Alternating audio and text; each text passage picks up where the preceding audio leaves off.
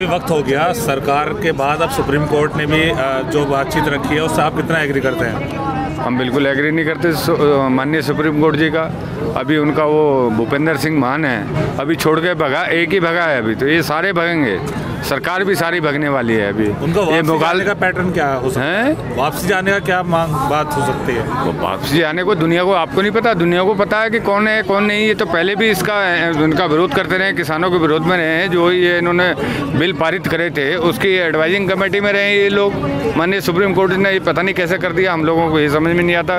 किसान भाई सारे परेशान है, इस बात को चिंता है, पूरा देश चिंतित है। बनाने की अगर आपकी तरफ से होगी तो आप किन को कहेंगे? नहीं, हम तो अपनी कमेटी के, हमारे जो जितने भी 40 संगठन हैं, ये जो मेन हैं हमारे, वही करेंगे अपना इसका डिसीजन। तो जो 40 संगठनों के मुरी बंदे हैं, अग्रिम बंदे हैं, वही इसका करेंगे। जो कमेटी है 40 बंदे हमारे जाते तो हैं 40 संगठन, उन्हीं में से कोई ना कोई अपने हो जाएंगे।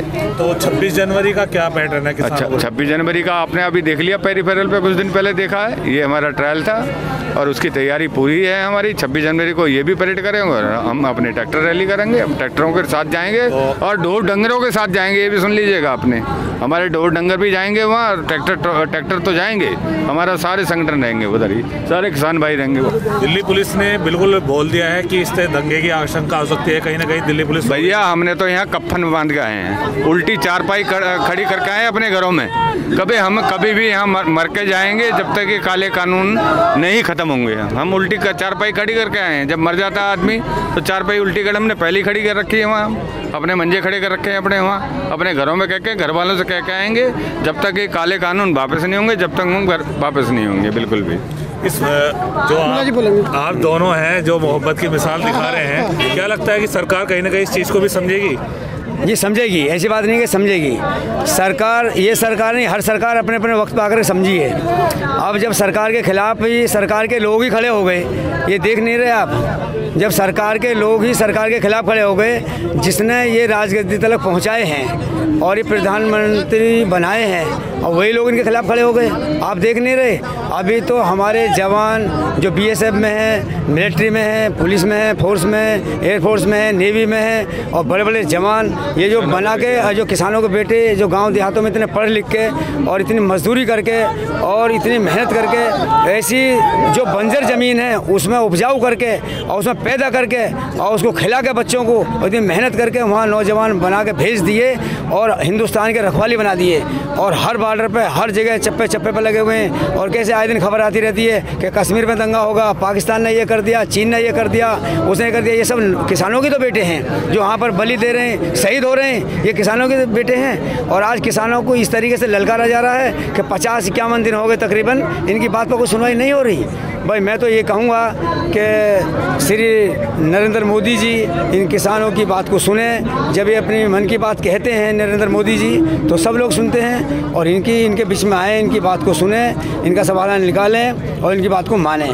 मैं जो यूपी के मुख्यमंत्री जी हैं आदित्यनाथ योगी जी, इनसे भी कहूँगा, इनसे भी दरख्वास्त करूँगा कि इनकी बात सुने, इनकी बात को मानें, इसका समाधान निकालें।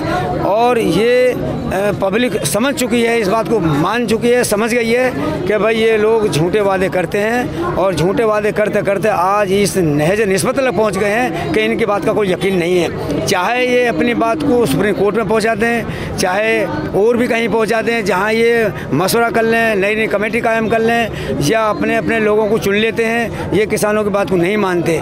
क्योंकि किसानों के अंदर इतनी अकल आ चुकी है, इतने इनके नौजवान बच्चे पढ़ चुके हैं, पढ़ के लिख के फारिग हो गए हैं और जो IPS अधिकारी बनने हैं, बड़े बड़े बॉर्डरों पे जो कर्नल जनरल, और जब ये लोग इतने पढ़ लिख के ऐसे होशियार हो गए हैं तो हिंदुस्तान को भी चलाना जानते हैं। ये इनकी बात को जान गए हैं। और जो लोग कहते हैं कि भाई ये हरियाणा, पंजाब, राजस्थान, यहाँ से लोग ज़्यादा आए हुए हैं, ये इसी तरीके से ये बड़े बड़े चौधरी और बड़े बड़े जिम्मेदार लोग हैं जो यहाँ पे आए हुए हैं। इन्हें अपना खतरा दिख रहा है। सब किसान लोग हैं, इसमें कोई हिंदू, मुसलमान, सिख, ईसाई की बात मैं नहीं कह रहा, बल्कि मैं ये कह रहा हूँ कि अगर किसानों का साथ दोगे और किसानों का झंडे के नीचे आ जाओगे तो सब मज़े मारोगे।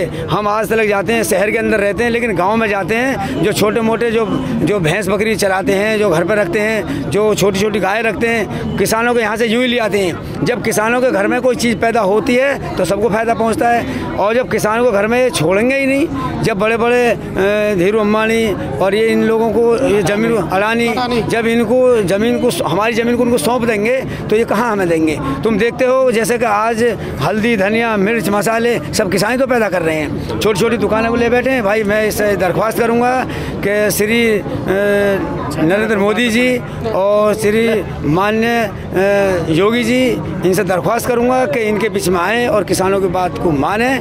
अगर इनकी बात को नहीं मानेंगे तो जिस तरीके से किसानों ने इनको मुख्यमंत्री जी चुना है और प्रधानमंत्री जी को चुना है, ये फिर सब इनके पीछे लग जाएंगे, ये उनकी पावर को बिल्कुल ख़त्म कर देंगे। आने वाले इलेक्शन में इनको खुद अपना पता लग जाएगा कि हम क्या थे और क्या हो गए।